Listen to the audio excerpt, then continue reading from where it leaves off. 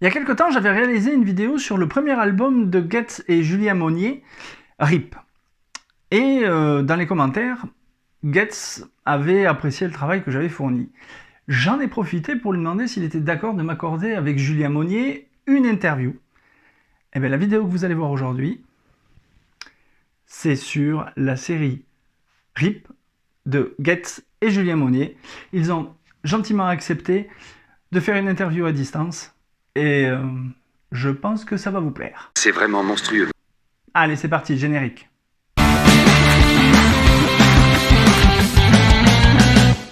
Salut Getz, salut Julien. Salut Fred. Salut Fred. Fred, ça va Fred? Sacré Fred. Je suis Getz, scénariste de bande dessinée et le scénariste de la série RIP aux éditions Petit à Petit. Et je suis Julien Monnier, le dessinateur de la série BD Polar Noir RIP, édition Petit à Petit. Voilà, c'est parti pour l'interview. Première question de cette interview.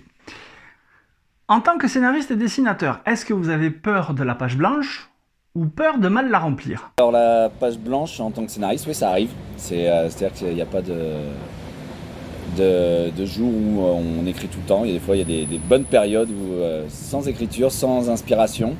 Et puis des fois ça coule tout seul, quoi. On peut écrire des pages et des pages et des pages, et là Julien ne sait plus où donner de la tête quand il reçoit tout. Puis des fois il reçoit rien du tout pendant plusieurs jours. Et ça, il adore. N'est-ce pas? Toi la page blanche, ça te fait quoi? Moi, non, mais moi je suis dessinateur, alors si je veux pouvoir m'acheter des chaussettes et de la confiture, je suis obligé de dessiner beaucoup. Alors j'ai pas le loisir d'avoir des pages blanches. Alors des fois ça doit être moins bien que d'autres fois, mais j'ai trop la tête dans le guidon pour m'en rendre compte. Après, mal la remplir, on fait tout pour ne pas mal la remplir pour que ça vous plaise, à vous tous lecteurs.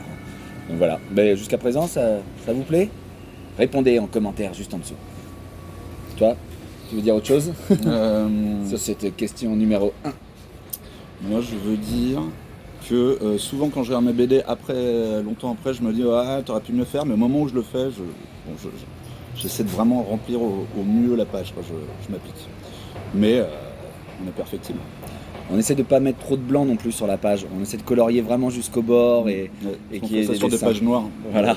Tout ce qui est blanc, je le colorie en blanc. Peut-être une perte de temps. C'est un travail de titan. Ce qui intéresse le public qui va regarder la vidéo, c'est comment s'est fait votre rencontre pour créer cette série. Eh ben, on se connaissait pas avant. Moi, je connaissais pas le travail de Gaëtan et lui connaissait pas le mien parce que on n'est pas vraiment connus. Et voilà. Et du coup, on s'était donné rendez-vous pour faire copain-copain dans un bar pour se présenter, parler du projet. Et puis on a parlé de plein de choses, sauf du projet. Puis on s'est quitté bon copain en disant on n'a qu'à faire ce truc. Il faudra qu'on se revoie pour en parler du coup. Mais ouais. On est parti en courant, on n'a même pas payé les bières. C'était notre première cavalcade ensemble. C'était ici d'ailleurs, c'était à la gare de Lyon, à Paris. Donc là on est un peu en pèlerinage. Et, c'est vrai. Et voilà, du coup c'était le début d'une grande aventure. Voilà. Et c'était il y a maintenant 4-5 ans. 4-5 ans déjà. Ça, ouais. On n'a pas pris une ride. Surtout moi. Ouais, moi je prends cher. J'ai des petits cheveux blancs, c'est rien du tout ça. Ça plaît. Ça te va bien. Merci. T'es beau Julien. C'est gentil, merci. Quand on voit la copine de Derrick, est-ce que vous êtes inspiré d'anciennes copines de lycée ou d'un amour de jeunesse? La copine de Derrick, fallait qu'elle ait une certaine prestance, on va dire. La pouffe blonde peroxydée, assez vulgose quoi. C'était un peu le but. C'est un personnage qu'on dénigre un petit peu, mais qui nous fait pas mal marrer, et qui fait pas mal marrer aussi ceux qui la découvrent. Le t-shirt, c'est une idée de Julien. Le t-shirt qu'elle porte. Ouais, le Don't Touch, c'est un t-shirt qui m'avait beaucoup marqué, qui était très à la mode quand j'étais collégien. Il y a longtemps. Don't touch my tralala. Et ding ding dong. Non, moi elle est très inspirée en moins joli du personnage de la femme dans la série Earl. Earl, ouais. My name is Earl. Qui devait passer à la télé le jour où je devais cherchais des croquis pour ce personnage-là. Donc ouais, c'est ça, c'est un peu le cliché de la nana peroxydée, vulgaire, et malgré tout, mais moi j'avais malgré tout une certaine sympathie pour elle. Et un amour de jeunesse alors ou pas? Je crois pas, je pense pas. Ouais, avec des lunettes comme ça, avec des cœurs ou des étoiles, ça... Non, t'as pas eu ça? Non, là, les lunettes de Kurt Cobain, ça aussi, ça n'a voilà. rien à voir Notre dans les lunettes blanches de Kurt Cobain. Non, pas d'amour de jeunesse ressemblant à ce personnage.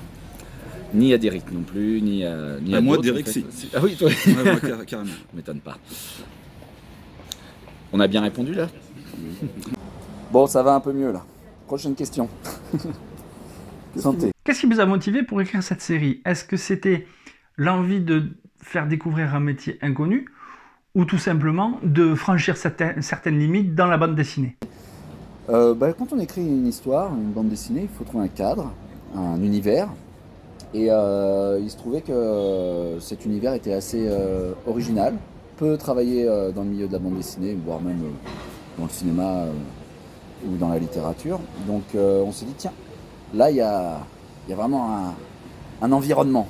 Et faire évoluer des personnages tout aussi atypiques dans ce genre d'environnement, c'était ça vraiment qui nous a motivés. Enfin moi qui m'a motivé pour écrire. Après Julien, il a accompli les traits et il a embelli, il a sublimé C'est le moins qu'on le puisse décor. Oui, non, parce qu'en fait, on rentre pas tellement dans le détail du quotidien de ces mecs-là. Enfin, un petit peu, mais il est plus esquissé que montré vraiment. D'autant que le métier qu'ils font est plutôt le mélange de plusieurs métiers qui existent. Mais bon, il n'y a pas des pirates comme ça de maison dans la vraie vie. Enfin, j'ose espérer. Et voilà. Donc c'est une trame de fond qui permet d'apporter un climat original à l'intrigue polar plus classique, quoi. Après le métier d'Ahmed, là on s'est pas mal documenté parce que c'est vrai que c'est un métier assez atypique. On a même eu la chance de rencontrer Damien Chabadidze qui lui réalise et fait ce vrai métier. Donc pour pas spoiler, vous lirez le tome 3 et vous en découvrirez beaucoup plus sur cette drôle de passion. Voilà. Mais qui nous passionne également, enfin moi plus que Julien. Moi, ça ne m'intéresse pas les du tout. mouches. Voilà, ça l'emmerde. Mais bon. Voilà. Bon, est-ce qu'on a bien répondu à cette question aussi? Mettez vos commentaires en dessous. On les lira plus tard. Moi, il y a un truc que je voudrais savoir quand même. Comment vous avez élaboré les traits de personnage d'Albert dans le tome 4? Est-ce que vous vous êtes inspiré de personnages connus? Albert. Les traits de caractère d'Albert,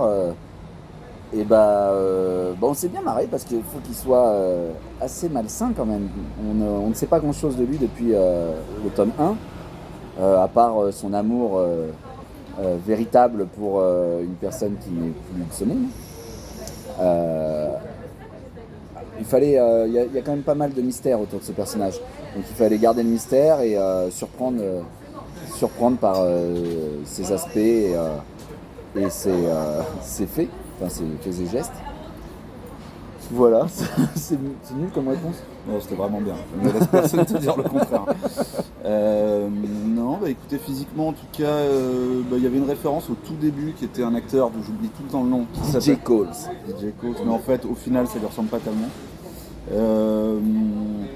Non, et moi je crois pas il m'évoque aucun autre personnage. Il a ce côté à la fois très enfantin, bizarrement pur pour ce que ça veut dire, mais à la fois oui très, très tordu et très, très dangereux. Mais non, je crois pas qu'il évoque d'autres personnages. On voulait qu'il ait... Alors on va laisser le camion passer. Voilà. Il fallait qu'il soit la stature d'une victime. Il fallait pas qu'il soit super baraque, il fallait pas qu'il soit trop imposant. C'est pour ça qu'il c'est un peu le maigrichon, maigrelet, l'avorton comme on l'appelle, pour qu'il soit un peu le sous-fifre de Gênes, de Mike et des autres, pour qu'on le prenne aussi un petit peu en pitié. Et on le prend un petit peu en pitié quand même. Hein.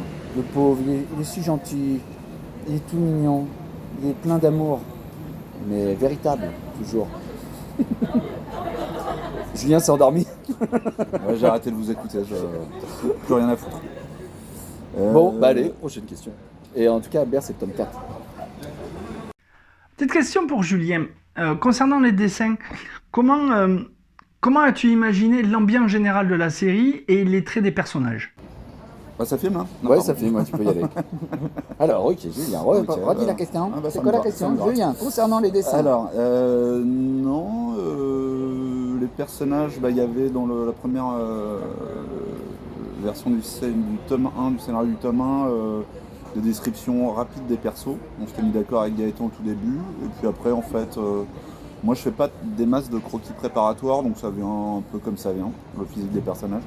C'est pour ça que des fois ils évoluent aussi au fil du temps, Parce que t'évolues aussi. parce que j'évolue Voilà. au fil du temps. Non, si, bah, par contre pour les décors, il y a bien plus de recherche. Là, je vais farfouiller sur internet pour avoir de la doc photo, voilà, toutes ces maisons abandonnées, ces usines abandonnées, ces hôpitaux abandonnés, On est abonné à ces Hashtag Urbex. hôtels abandonnés. Donc voilà, mais sinon pour les personnages, non, ça reste c'est comme ils viennent, quoi. Après, il y a des petites références quand même, hein, au niveau des personnages. Moi, je lui ai décrit des aspects majeurs physiques. La queue de cheval, les gros muscles, un petit qui devait ressembler à Joe Pesci, mais qui ne ressemble pas à Joe Pesci. Il y a un grand black qui devait ressembler à Denzel Washington, mais qui ne ressemble pas à Denzel Washington. En fait, j'arrête de donner des références à Julien parce qu'il fait tout le contraire. Un esprit de contradiction incroyable.